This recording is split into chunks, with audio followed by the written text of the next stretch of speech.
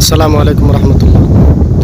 সম্মানিত কলিজার ভাই বন্ধুরা, আপনারা যে যেখান থেকে আমাকে দেখছেন সকলকে জানাচ্ছি আমার পক্ষ থেকে অসংখ্য ধন্যবাদ।